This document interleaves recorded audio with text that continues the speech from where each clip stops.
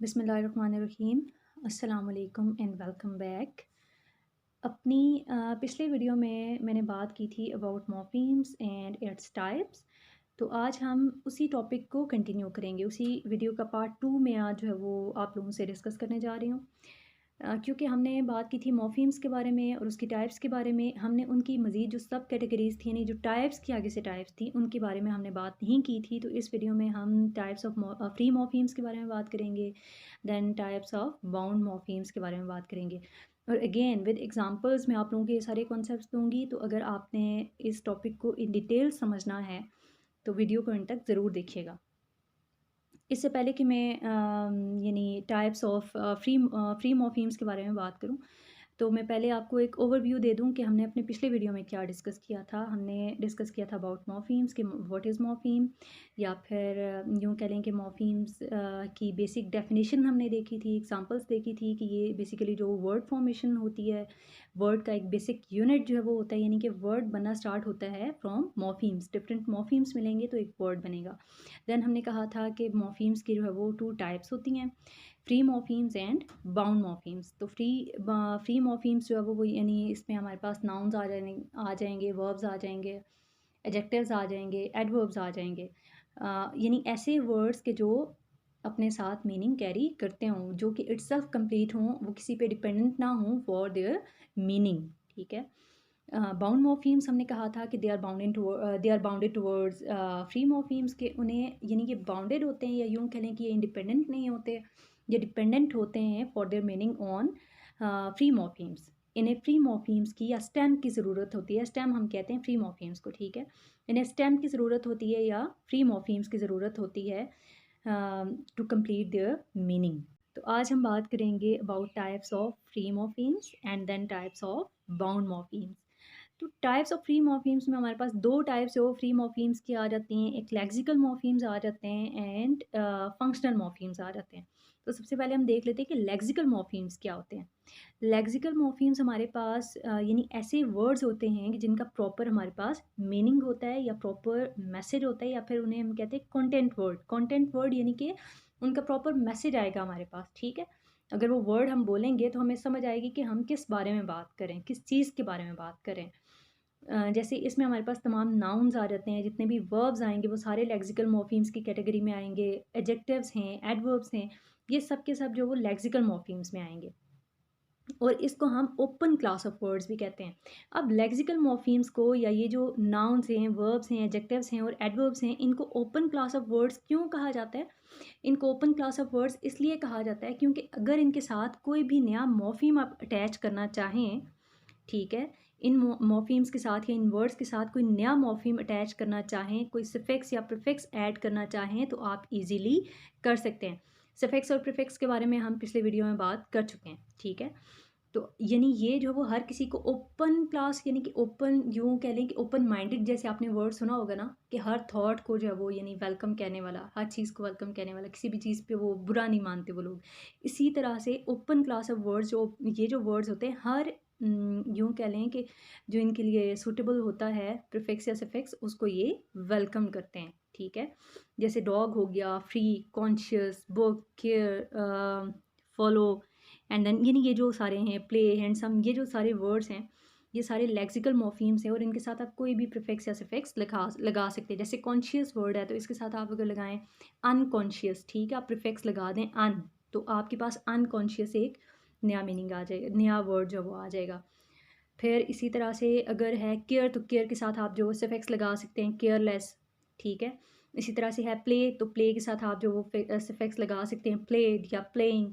तो यानी ये जो है वो सफिक्सेस को और प्रीफिक्सेस को वेलकम कहते हैं। ठीक है। इसीलिए इनको ओपन क्लास ऑफ वर्ड्स कहा जाता है, लेक्सिकल मॉर्फीम्स को। देन सेकंड जो टाइप है हमारे पास वो आ गई फंक्शनल मॉर्फीम्स। फंक्शनल मॉर्फीम्स हमारे पास ऐसे यानी वर्ड्स होते हैं, ये अगेन ये फ्री मॉर्फीम्स की टाइप है। ठीक है। ये होंगे इंडिपेंडेंट ही, क्योंकि हमने फ्री मॉर्फीम्स के बारे में कहा ना कि ये इंडिपेंडेंट होते हैं, तो जो इसकी टाइप्स होंगी वो भी इंडिपेंडेंट होंगी, उनको अपना मीनिंग कंप्लीट करने के लिए किसी की ज़रूरत नहीं होगी।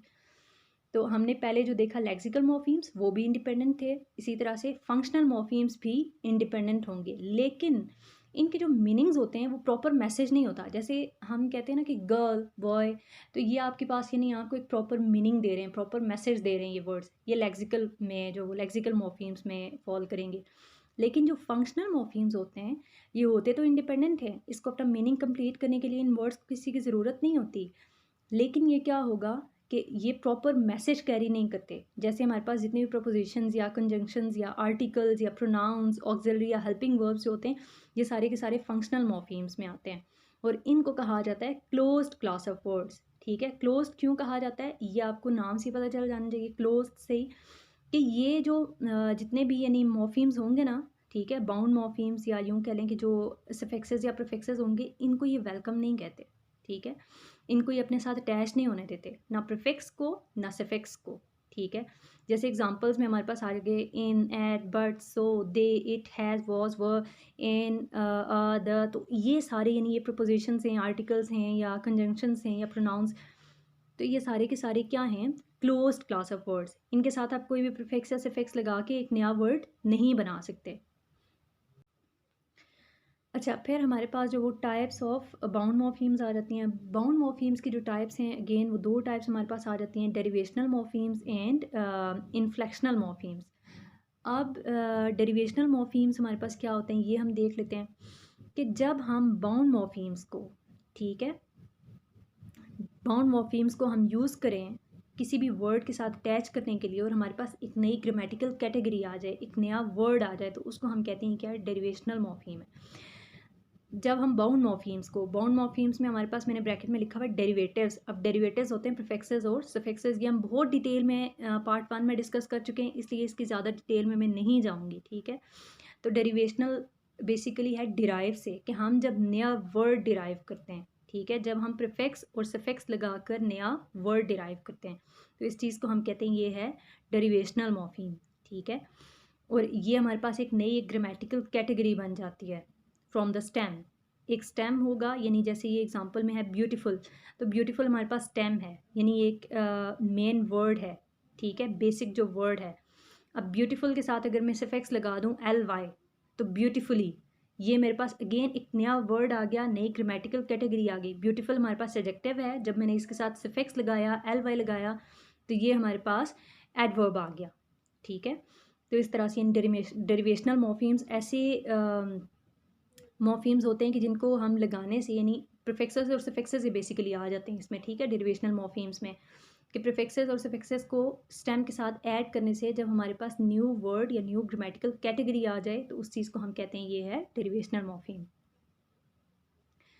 देन सेकंड हमारे पास टाइप आ गई बाउंड मॉर्फीम की, इनफ्लेक्शनल मॉर्फीम। ठीक है, इनफ्लेक्शनल मॉर्फीम्स होते हैं यानी ये जो मॉर्फीम्स हैं, इनको ऐड करने से आपके पास न्यू वर्ड नहीं आएगा।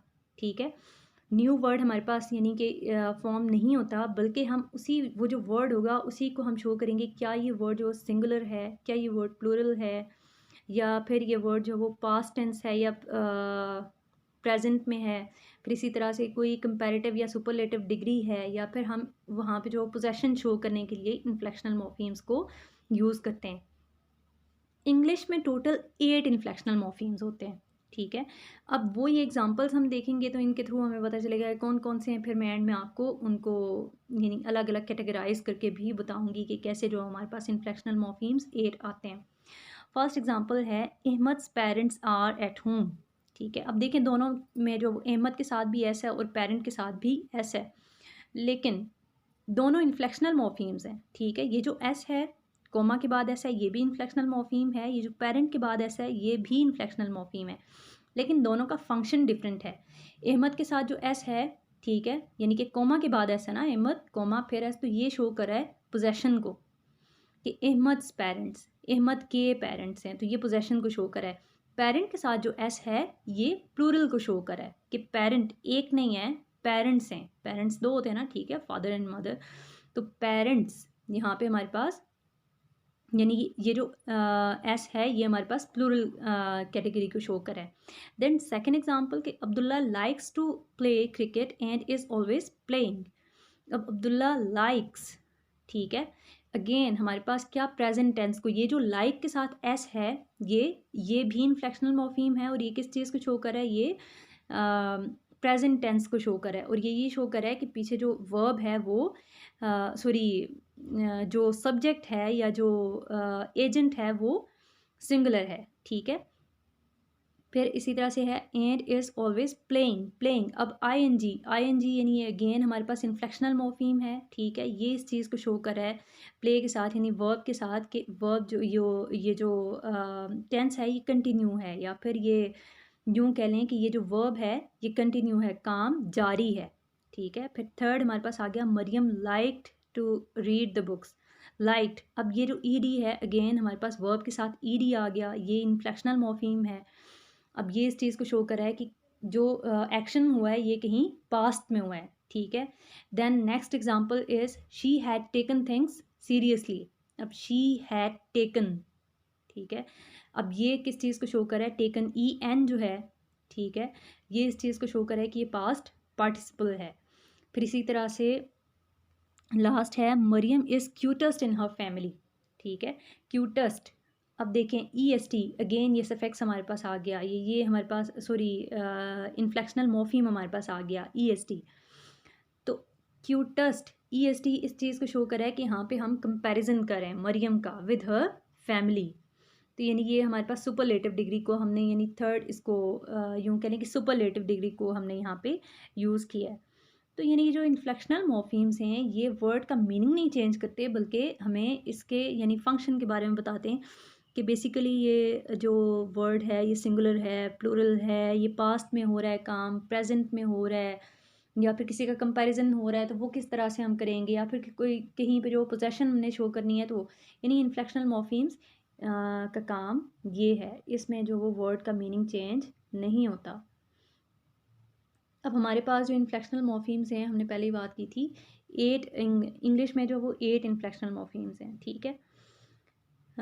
नाउन के साथ हम जब नाउन के साथ हम क्या यूज़ करते हैं, एस, ठीक है। फर्स्ट में आपने देखा कि डैश कोमा एस, ये किस चीज़ को शो कर रहा है कि आप नाउन होगा फिर कोमा होगा और फिर एस, जैसे हमने कहा था अहमद, अहमद यानी इस डैश की जगह ये जो ब्लैंक है, ब्लैंक का रोल क्या है, कैसे हमने इसको फिल करना है, ये भी हम पार्ट 1 में डिस्कस कर चुके हैं। तो अहमद है अहमद सॉरी कोमा एस, ठीक है। तो ये किस चीज़ को शो कर रहा है, पोजेशन को। देन एस, ये हमारे पास जो वो ये जो एस है, ठीक है, ये जो सेकंड वाला एस है ये शो करेगा सिंगुलर को या प्लूरल को। देन वर्ब के साथ जो वो एस जब आएगा, ठीक है, ये शो करेगा कि कोई भी जो एक्शन है वो पास्ट में है, ठीक है, या प्रेजेंट में है, ठीक है। एस जब हम लगाते हैं तो वो तो प्रेजेंट डेफिनेट में होता है ना, प्रेजेंट को शो करेगा। फिर उसके बाद ये शो करेगा कि जो एजेंट है या जो सब्जेक्ट है वो सिंगुलर है। फिर आईएनजी, ठीक है, वर्ब के साथ आईएनजी ये शो करेगा कि जो एक्शन है वो कंटिन्यू है। ईडी इस चीज़ को शो करेगा कि जो एक्शन है ये पास्ट में कहीं हुआ है। ई एन शो करेगा पास्ट पार्टिसिपल को।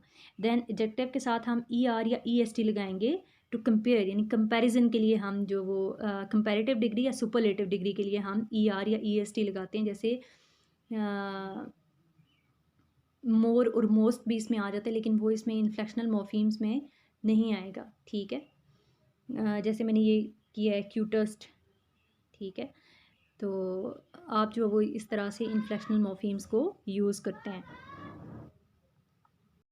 So that is all from my side. It was all about morphemes, types of morphemes, and then subcategories या subtypes of morphemes. अगर आप लोगों का कोई क्वेश्चन है रिलेटेड टू दिस टॉपिक, चाहे वो पार्ट 1 से है, वीडियो के पार्ट 1 से या पार्ट 2 से है, तो आप मुझे ज़रूर जो वो अपने कमेंट बॉक्स में बताएं। अगर आपको मज़ीद किसी टॉपिक पे वीडियो चाहिए या अगर आप चाहते हैं कि मैं उस टॉपिक पे वीडियो बनाऊं तो आप ज़रूर कमेंट बॉक्स में बताएं। तो दुआओं में ज़रूर याद रखिएगा। अगर आपको वीडियो पसंद आई है तो लाइक और कमेंट करना ना भूलिएगा। अगली वीडियो तक के लिए इजाज़त दें। अल्लाह हाफ़िज़।